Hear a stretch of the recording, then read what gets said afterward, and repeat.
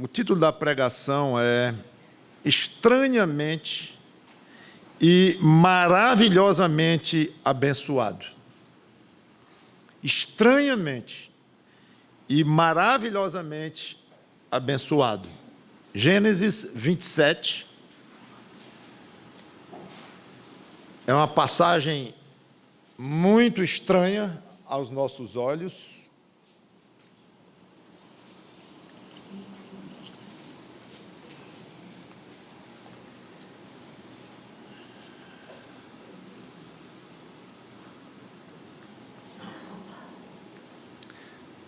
Mas cheia de lições. O capítulo é longo. Muitas vezes eu leio um pedaço e explico, aí leio um outro pedaço e explico. Hoje eu vou fazer diferente. Eu vou ler o capítulo inteiro. É muito fácil de se entender, inclusive é uma história curiosa e cheia de detalhes. Então vocês vão ver como vai tomar a sua atenção. Mesmo você já conhecendo a história, que muito provavelmente você já sabe, mas não tem como ser tocado de alguma forma por este relato da palavra de Deus. Então, Gênesis 27. Prestem atenção, eu vou ler rápido. Tendo-se envelhecido Isaque, já não podendo ver, porque os olhos se lhe enfraqueciam, chamou a Esaú, seu filho mais velho, e lhe disse: meu filho, respondeu ele, aqui estou. Disse-lhe o pai: estou velho e não sei o dia da minha morte. Agora, pois, toma as tuas armas, a tua aljava e o teu arco, saia ao campo e apanha para mim alguma caça. E faz-me uma comida saborosa, como eu aprecio, e traz-me, para que eu coma e te abençoe antes que eu morra. Rebeca esteve escutando enquanto Isaque falava com Esaú, seu filho, e foi-se Esaú ao campo para apanhar a caça e trazê-la. Então disse Rebeca a Jacó, seu filho: ouvi teu pai falar com Esaú, teu irmão, assim: traze caça e faz-me uma comida saborosa para que eu coma e te abençoe diante do Senhor antes que eu morra. Agora, pois, meu filho, atende às minhas palavras com que te ordeno. Vai ao rebanho e traze-me 2 bons cabritos. Deles farei uma saborosa comida para teu pai, como ele aprecia. Leva-las a teu pai para que a coma e te abençoe antes que morra. Disse Jacó a Rebeca, sua mãe: Esaú, meu irmão, é homem cabeludo e eu sou liso. Dar-se-á o caso de meu pai me apalpar e passarei a seus olhos por zombador. Assim trarei sobre mim maldição e não bênção. Respondeu-lhe a mãe: caia sobre mim esta maldição, meu filho. Atende somente o que eu te digo. Vai e traze-mos. Ele foi, tomou-os e os trouxe à sua mãe, que fez uma saborosa comida como o pai dele apreciava. Depois tomou Rebeca a melhor roupa de Esaú, seu filho mais velho, roupa que tinha consigo em casa, e vestiu a Jacó, seu filho mais novo. Com a pele dos cabritos, cobriu-lhe as mãos e a lisura do pescoço. Então entregou Jacó a seu filho, a comida saborosa e o pão que havia preparado. Jacó foi a seu pai e disse: meu pai. E ele respondeu: fala, quem és tu, meu filho? Respondeu Jacó a seu pai: sou Esaú, teu primogênito. Fiz o que me ordenaste. Levanta-te, pois, assenta-te e come da minha caça, para que me abençoes. Disse Isaque a seu filho: como é isso que a pudeste achar tão depressa, meu filho? Ele respondeu: porque o Senhor teu Deus a mandou ao meu encontro.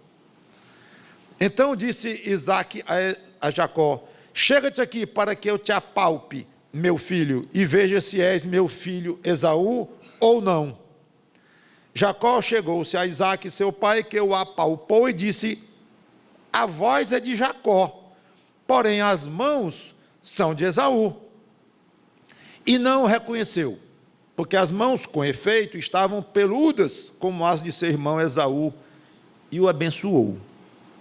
e lhe disse: és meu filho Esaú mesmo? Ele respondeu: eu sou. Então disse: chega isso para perto de mim, para que eu coma da caça de meu filho, para que eu te abençoe.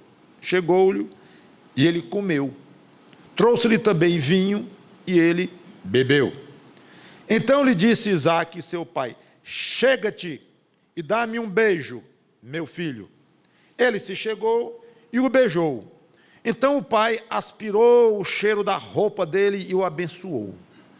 E disse: eis que o cheiro do meu filho, e como o cheiro do campo que o Senhor abençoou.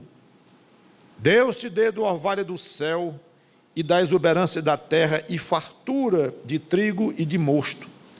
Sirvam-te povos e nações te reverenciem.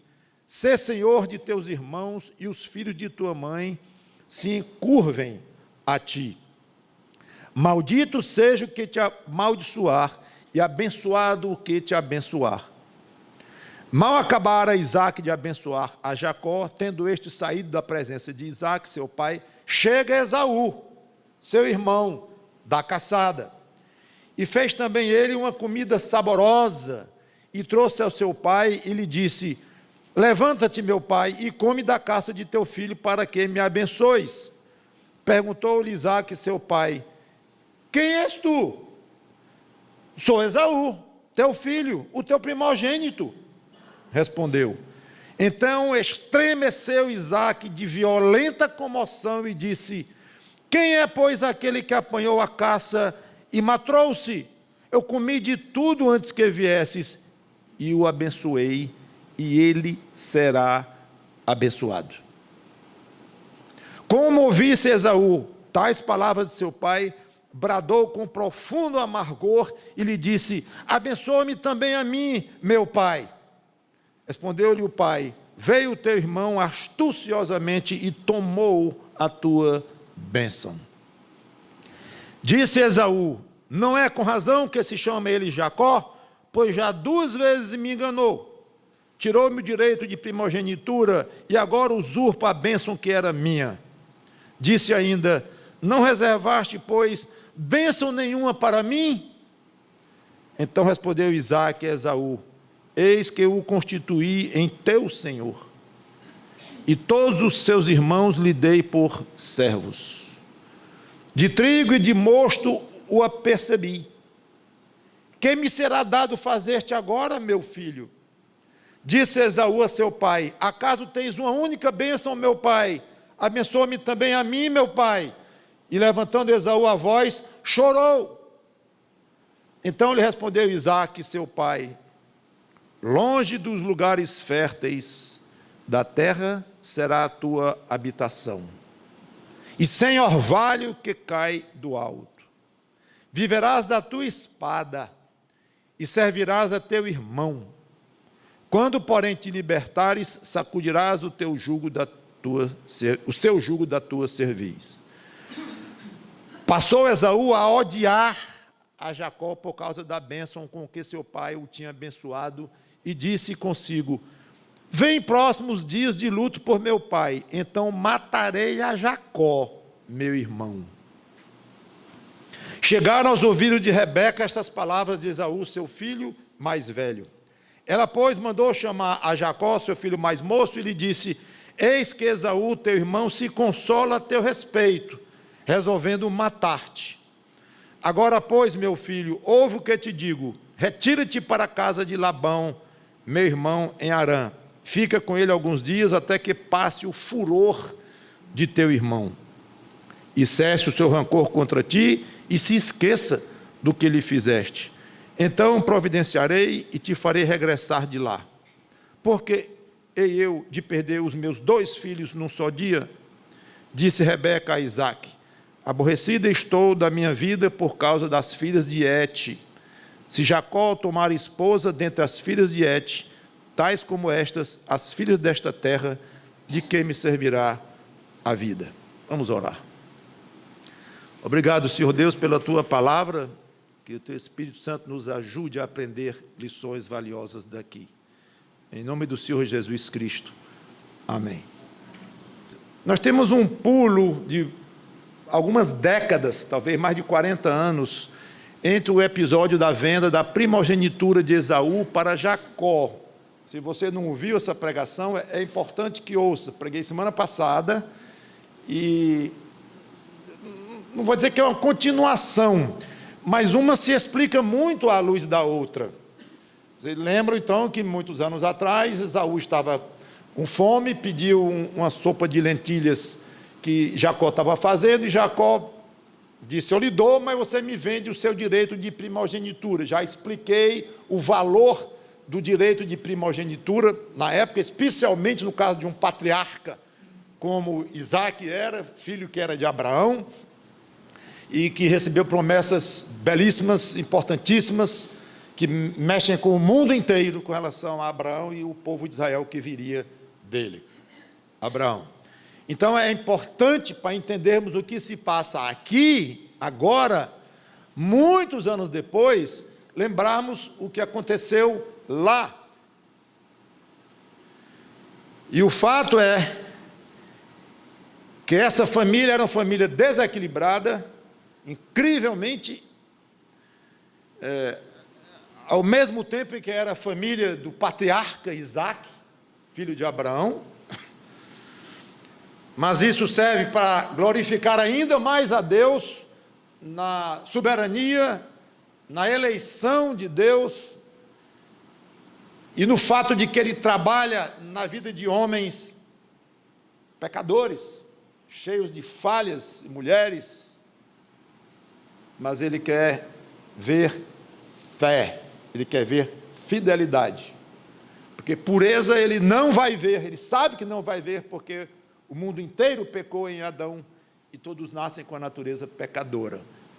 Então nós somos purificados em Cristo, que é uma explicação que eu não vou dar aqui, mas nós vamos para o céu, não porque somos puros por nós mesmos, somos todos pecadores. Não se admirem com os pecados de Esaú, de Jacó. Aliás, os 4 pecaram aqui, não tem um que escapou, nem pai, nem mãe, nenhum dos 2 filhos, nenhum. Agora, teve um que agradou a Deus, com pecado e tudo, e outro não agradou a Deus, com pecado e tudo. Nós somos justos diante de Deus e vamos para o céu sem nem resquícios de pecado em nós, porque Cristo nos lava com o sangue dele, nos purifica, a ponto de quando Deus olha para nós, Ele não vê mais pecados. Nós estamos judicialmente quites com Deus, porque Jesus Cristo, Deus e homem, mas viveu uma vida santa, pura, sem pecado algum, e Ele, ao morrer voluntariamente, ao mesmo tempo como uma missão que o Pai lhe deu, Ele então comprou o direito de salvar quem Ele queria, e de aplicar o poder daquele sangue que Ele derramou na cruz, na vida daquele que vem a crer nele. Então começo logo assim, para não ficarmos muito admirados. Famíliazinha pecadora. A sua não é não? A minha não é não? Garanto que sim. Agora, níveis de pecados, níveis de malícia, isso é outra coisa. Mas então, não comece a ouvir essa história se achando aqui um julgador de Isaac, Rebeca, Esaú e Jacó, com suas grandes qualidades e eles com seus grandes defeitos e falhas. Não quero troco entre você e eles, entre eu e eles, entre eu e você. Todos somos nivelados por baixo, em termos de prática de pecado, mas há algo que diferencia, sim, e que você tendo um crente, e eu sendo crente, podemos apresentar a Deus como algo realmente significativo e definitivo para mudar a nossa situação diante de Deus, como já falei, pela identificação, através da nossa fé, com o Senhor Jesus Cristo. Mas não se admire muito com os defeitos deles aqui, não. O fato é que Jacó, por sugestão da mãe, aproveitou-se da cegueira do pai e enganou o pai, roubando do filho a bênção paterna. Bem bonitinha a história, né? Isaac, por sua vez, sabia, obviamente, que Esaú tinha vendido o direito de primogenitura dele. E condiciona dar a bênção ao filho mais velho com comida. Muitos anos antes já dizia que Isaac amava Esaú, porque ele era caçador e preparava comida boa. Eu comentei isso na pregação. Isso é motivo de Isaac amar mais um filho do que o outro, por causa da comida que ele fazia, que era um grande caçador, valente, e o outro era quieto, pacato, e a mãe era louca pelo outro. Rebeca com relação a Jacó. Então já é estranho Isaac chamar Esaú para dizer, vou te dar a bênção, não sei quanto tempo mais eu vou viver, eu quero te abençoar logo, mas espere, havia uma coisa muito séria, que tinha ocorrido anos atrás entre os dois irmãos. É óbvio que Isaac sabia. Passa por cima disto. E mais, Deus tinha dito para Rebeca, quando os gêmeos estavam no ventre dela, que o menor, o mais novo, seria senhor do mais velho, ou o contrário, que o mais velho iria servir o mais moço. Então, Isaac sabia que não era só chamar Esaú e abençoá-lo e estava tudo resolvido. Não, havia pelo menos dois fatos seríssimos. O primeiro muito mais, porque o próprio Deus havia dito a ela que não ia ser assim não, que Esaú ia servir ao mais moço, e o mais moço seria senhor do mais velho. Como é isso? Além do mais, Isaac condiciona algo do tamanho de uma bênção patriarcal aqui, envolvendo as promessas de Deus a Abraão. Ele condiciona, depois de comer uma comida saborosa. Estranho. Aí a mãe está ouvindo no pé da porta, né? A conversa. Chama o mais moço, bola um jeito de enganar o pai. Jacó não se chocou muito com a ideia, não. Ele fez uma resistência com medo de ser descoberto. Não é porque diz, mamãe não vai me enganar o papai, nem pensar. Aliás, o direito de primogenitura é meu, que ele me vendeu. Tudo bem, foi na hora de fraqueza dele, eu exagerei um pouco ali, quando eu apertei, que ele estava com fome e tal, mas ele vendeu.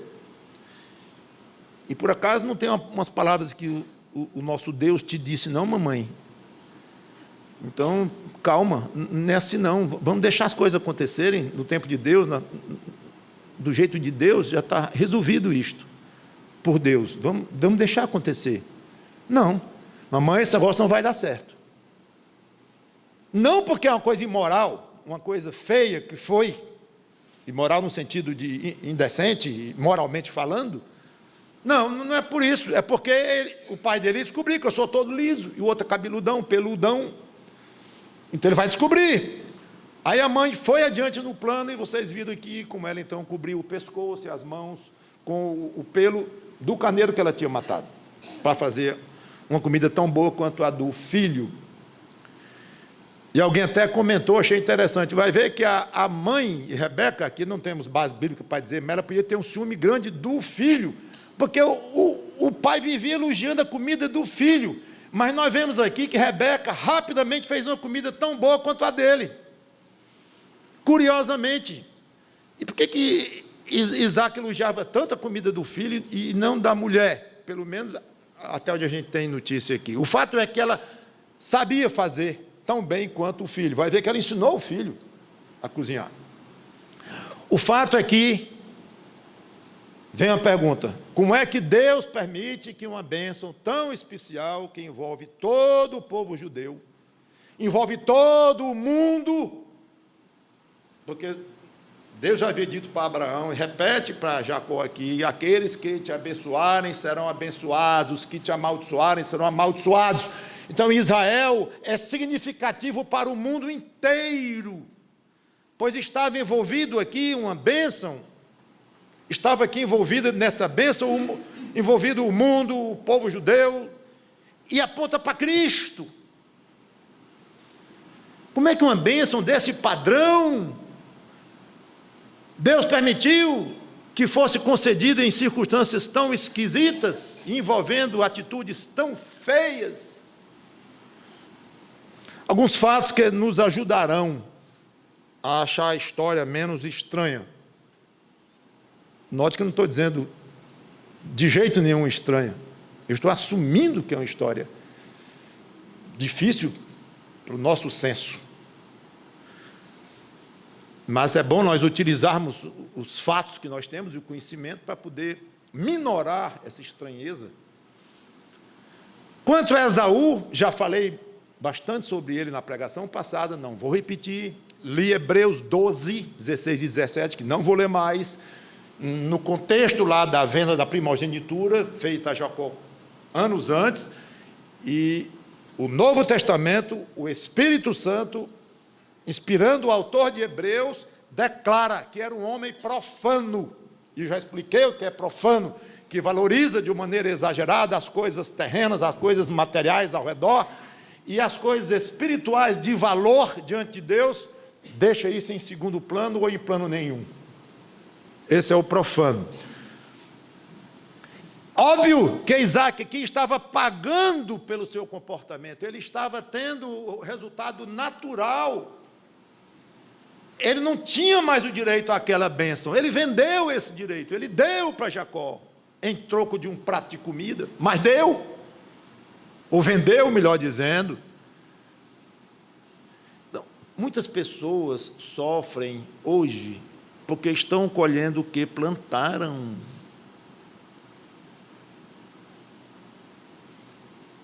Não sei a idade que você se converteu, você sendo crente em Jesus Cristo. Mas você sabe os pecados que você cometeu antes da sua conversão. Gosta de lembrar deles? Deve arranhar o coração, a mente, tudo. É algo terrível. Eu sei disto, por experiência própria. O pecado gera sequela. Então, muitos dos nossos sofrimentos hoje são sequelas psicológicas, físicas, mentais, do que nós fizemos quando éramos ainda sem Cristo. E, por que não dizer, depois de salvos, sabendo agora contra quem estávamos pecando, mas pecamos, e quem disser que não peca mais, está mentindo, porque peca, mesmo salvo em Cristo, já está resolvida a sua situação espiritual diante de Deus, vai para o céu, sim, mas peca ainda e desagrada a Deus, esse pecado não vai lhe tirar da condição de um filho de Deus em Cristo, não, mas vai ter sequelas, quando e como Deus quiser que tenha. Então não esqueça isto. Coitado de Esaú, coitadinho, foi enganado, e chega, chorou. Um homem profano, que não valorizou coisa nenhuma das coisas envolvidas aqui, espirituais. Não. Então ele estava sofrendo porque ele plantou para colher aquilo. E você tenha mais cuidado em se achar uma vítima nas mãos de Deus, que você sofre muito e que você não merece isso ou aquilo. Você merece muito mais, nós merecemos muito mais sofrimentos do que a misericórdia de Deus nos concede. Essa aqui é a verdade. Segunda coisa, além de profano, ou talvez em consequência disso, ele era tão materialista que ele não se arrependeu do que ele fizera, não. De jeito nenhum. E o seu choro aqui, ao perder a bênção, não foi de arrependimento, não. É porque ele perdeu a bênção. Como diz o pregador John MacArthur, ele queria as bênçãos de Deus, mas não queria Deus. Ele não queria Deus, ele queria as bênçãos de Deus, as terras, a fama, o poder, as vitórias. Isso era bom demais, vindo de Deus, de graça. Deus prometeu porque quis, graciosamente, a Abraão, avô dele, Esaú. Então não era o Deus das bênçãos, não. Esaú não estava nem aí, como se diz hoje em dia. Não estava ligando para o próprio Deus, não. Agora, as coisas que vinham das mãos desse Deus, aí ele chorou. mas não como arrependimento. E não confundamos o motivo de lágrimas, ou das lágrimas das pessoas. Tem gente que não pode ver uma lágrima que se derrete todo. Ele chorou. Eu vi ele chorando. Com essa expressão, lágrimas de crocodilo. Eu nunca fui atrás de saber por que a expressão crocodilo chora muito, não sei por que é que lacrimeja. Eu sei que lágrima de crocodilo é lágrimas derramadas sem um motivo profundo, sem dor, sem sentimento. Chama um ator aqui. Acho que nós damos 10 segundos para ele chorar aqui, que você vai chorar junto com ele. Tudo técnica. Então, não se comova ingenuamente com as lágrimas de Esaú, não. Ele jamais teria valorizado devidamente a bênção recebida de Isaque. O Senhor Jesus Cristo diz: não deis pérolas aos porcos.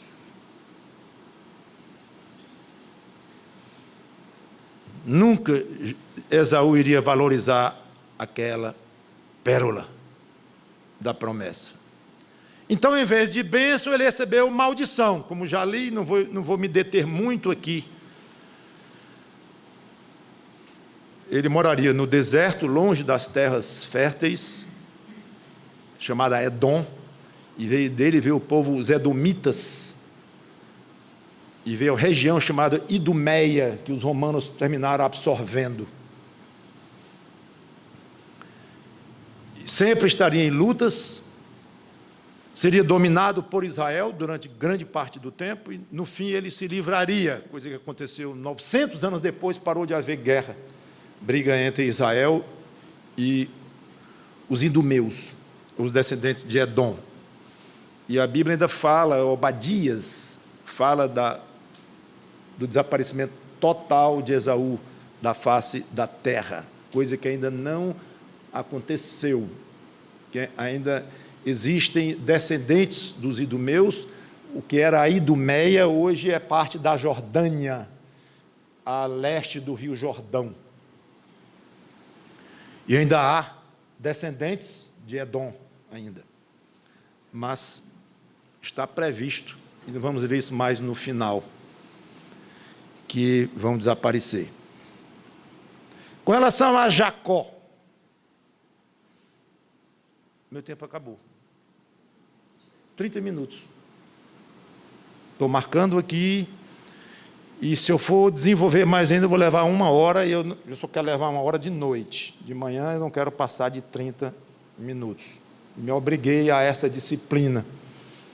Então, vamos ficar aqui, e no próximo domingo a gente continua partindo aqui de Jacó. Tem muita coisa interessante para dizer aqui sobre Jacó e bênçãos e coisas assim. Então, até aqui, acho que já falei o suficiente para nos deixar pensativos quanto a essa questão de pecado, essa questão de padrão humano diante de Deus, em que todos estamos nivelados como pecadores. Deixe-me só dizer, ao terminar, que eu não sei, talvez uma bênção que Deus me deu, aí uma maneira, uma atitude interna no meu coração, desde que eu me converti em 1976, 40 anos atrás. Tem pessoas que esmurecem à luz de passagens complicadas ou difíceis de explicar, humanamente falando, como essa, e como outras na Bíblia, e outras que não são difíceis de explicar em termos morais, mas não são muito claras, até mesmo em termos do conteúdo. Pessoas esmorecem com isso, e desvalorizam a Bíblia por causa disso, e se sentem quase que constrangidos por não poder explicar. É famoso o fato de que comentaristas fracos da Bíblia pulam passagens difíceis. Nós que gostamos de estudar as Escrituras, conhecemos bem. Há comentário que a gente pode até afirmar antes de abrir, ele não vai tratar essa passagem aqui não. Aí quando a gente abre lá, pulou. Parece que o versículo desapareceu, ou a passagem lá. Graças a Deus, eu pessoalmente, eu quero compartilhar com vocês essa bênção que recebi de Deus há muitos, sempre, desde que me converti, e que eu já falei algumas vezes sobre isto, que é reagir de uma maneira contrária, quando encontro palavras difíceis assim, passagens difíceis assim, como esta aqui. Eu glorifico a Deus mais do que com as passagens fáceis, e que caem bem na minha mente, no meu entendimento, na minha lógica humana, na minha pobre lógica humana, na minha fraca, limitada, misturada com pecados, como minha lógica humana é. Então, muito mais do que a lógica humana, eu procuro ver por trás disso a soberania de Deus, o poder de Deus, o direito de Deus de fazer como Ele quer. E sem dar muitas explicações em termos de detalhes. Na realidade, nada do que a Bíblia diz é contrário a si própria. Deus, vamos encontrar Deus dizendo uma inverdade aqui. Vamos não. De jeito nenhum. Então não há contradições. Não estou falando aqui de situações em que a gente diz, então este ensino da Bíblia, vamos deixar de lado, não vale muito para esta situação, para esta história. Absolutamente, não é assim. Mas explicações mais detalhadas, que nós gostaríamos de ter detalhes para explicar melhor, ou até incapacidade mesmo de nós de julgarmos as filigranas de decisões de Deus com relação a alguns assuntos, como este aqui, por exemplo. Neste momento, o que nós devemos fazer é nos quedarmos diante de Deus e, Senhor, louvado sejas Tu, com essa estranha história. Se nós não entendemos bem, e não é exatamente a história belíssima que nós gostaríamos de ver, numa família equilibrada, numa família cristã, se não é assim, não foi tua vontade que fosse assim. Vamos aprender disto. E obrigado pela honestidade da tua palavra. Então, passagens assim, para mim, fortificam a Bíblia para mim. Conheço pessoas que têm o efeito contrário e eu morro de pena. É que desvalorizam a Bíblia, quando encontram passagens assim, e que não entendem bem. Terminam desvalorizando a própria palavra de Deus e o poder de Deus, e tudo que Deus é e tem. Quando se duvida de alguma coisa de Deus, se prejudica tudo que se crê naquele Deus, com relação aos atributos dele. Aí entra tudo: justiça, santidade, amor, misericórdia, soberania, perturba tudo. Não permita, irmão ou irmã em Cristo, que nada abale a sua convicção profunda, que esta aqui, a Bíblia, é a palavra de Deus. Mesmo que nós não a compreendamos em tudo, e que nós não possamos explicar tudo, e que nós não nos sintamos confortáveis em muitas coisas aqui dentro, isso não anula o fato de que Deus é soberano e nos salvou através da fé no Senhor Jesus Cristo, Filho dele, que ele mandou a este mundo, e Cristo veio, assumiu forma humana, cresceu sem pecados, foi morto, crucificado, ressuscitou, voltou para o céu. Nada disto muda. E eu pergunto, você entende isto? Não. O tamanho da salvação que Deus operou em Cristo para lhe beneficiar, você entende? Então por que você não reclama? Quando você não entende uma coisa que é a seu favor, ao seu benefício, mas Deus é soberano. Mas quando sua lógica é arranhada, você fica assim: 2 pesos e 2 medidas, é? Não. Vamos deixar a soberania de Deus com Ele, em tudo, nas coisas absolutamente indizivelmente maravilhosas que Ele nos deu, como a salvação em Cristo e muitíssimas outras bênçãos, e também as coisas que arranham a nossa cabeça e o nosso próprio senso de justiça, arranha. Mas nosso senso de justiça é muito ruim e contaminado com o pecado, não presta. Então é orgulho, querer entender a Bíblia toda é orgulho, orgulho muito, arrogância, e se chatear, ou se entristecer, ou deixar um pouco de lado a Bíblia, porque não entende tudo. Isso é arrogância muita. Até o crente deveria tratar com Deus de uma maneira muito séria, se ele tem problemas de entendimento, não de entendimento, de como reage à dificuldade da Bíblia em coisas desse tipo. Descanse em Cristo e agradeça a Deus por Ele ser muito acima de você, porque se Ele fosse igual a você e os planos dEle fossem totalmente compreendidos por você, que deusinho que Ele era. Eu não queria saber de um Deus desse, um Deus que eu entendo tudo, eu, na minha pequenez, na podridão dos meus pecados, não. Eu quero um Deus muito maior do que eu, e que eu sei que não vou entender. Ele diz: Mauro, é assim. Então é, Senhor. Vamos orar. Obrigado, Senhor Deus, pela Tua palavra, que o Teu Espírito Santo nos ajude a compreendê-la até onde pudermos, e mais do que compreender, crer nela, e sentir o nosso espírito confortável, mesmo que a nossa mente não esteja tão confortável, a nossa lógica e o nosso raciocínio não esteja tão confortável, mas o nosso espírito está. É incoerência isso? Não. Esse é um trabalho misterioso, miraculoso do Teu Espírito Santo que habita em nós, o Espírito de Cristo. Em nome dele, Cristo, te pedimos e agradecemos. Amém.